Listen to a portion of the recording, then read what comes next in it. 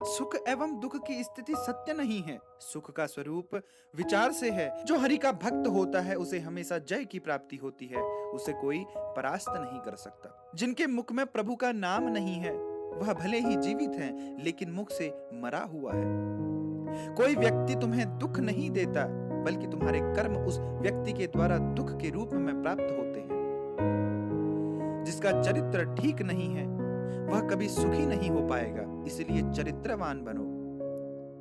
हमें सच्चा प्रेम प्रभु से प्राप्त होता है, किसी व्यक्ति से क्या होगा। कोई व्यक्ति हमसे प्यार कर ही नहीं सकता, क्योंकि वो हमें जानता ही नहीं, तो कैसे करेगा। बहुत होश में यह मत सोचो कोई देख नहीं रहा। आज तुम बुरा कर रहे हो तो तुम्हारे पुण्य खर्च हो रहे हैं। जिस दिन तुम्हारे पुण्य खर्च हुए, अभी का पाप और पीछे का पाप मिलेगा। त्रिभुवन में कोई तुम्हें बचा नहीं सकेगा। क्रोध से कभी किसी का मंगल नहीं हुआ है।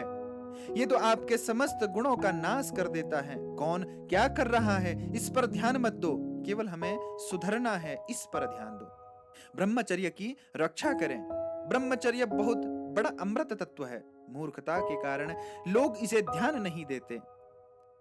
क्रोध को शांत करने के लिए एक ही उपाय है, बजाय यह सोचने के कि उसका हमारे प्रति क्या कर्तव्य है, हम यह सोचें कि हमारा उसके प्रति क्या कर्तव्य है। दुखिया को न सताइए, दुखिया देवेगा रोए।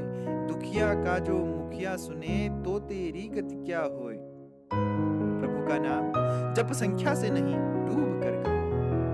यदि हम अपने मन को शांत और स्थिर करना चाहते हैं तो इसका एक ही उपाय यह है कि हम दृढ़ता पूर्वक भगवान के चरणों में शरण लें और उनके नाम का जाप करें। स्वयं को ईश्वर को समर्पित कर दो। यह जीवन जैसा भी है उनका दिया हुआ है।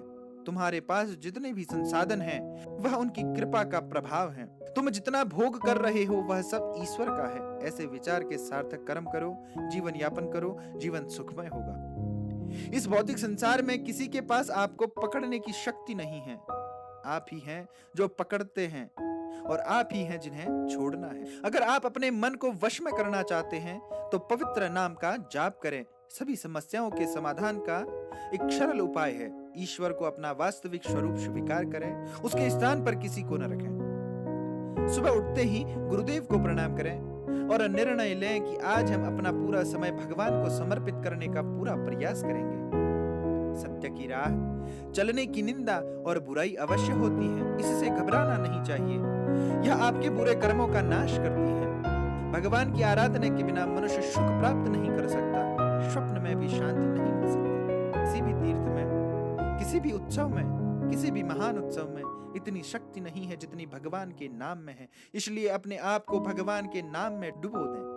भगवत प्राप्ति के लिए वेश परिवर्तन की नहीं, अपितु उद्देश्य परिवर्तन की आवश्यकता है। संसार में फंसने के लिए तो लाखों लोग हैं, लेकिन संसार से निकालकर ईश्वर से मिलाने वाले एकमात्र आपके गुरुदेव ही हैं। तन और मन को पवित्र रखने से संसार से वैराग्य हो जाता है और इन्हें अपवित्र रखने से भोगों और शरीर में आसक्ति बढ़ जाती है।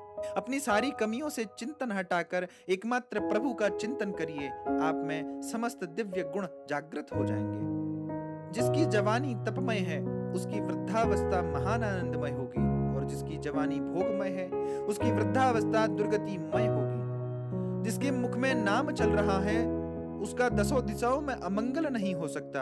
यदि भजन नहीं करोगे तो तुम्हें कोई सुखी नहीं कर सकता।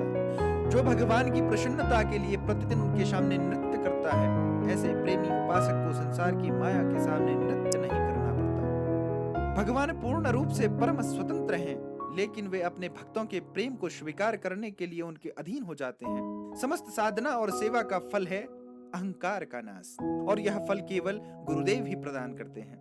एक ही सूत्र जीवन में सुलझाने के लिए पर्याप्त है कि हमारे इष्ट के सिवा कुछ था ही नहीं, कुछ है ही नहीं और कुछ रहेगा ही नहीं।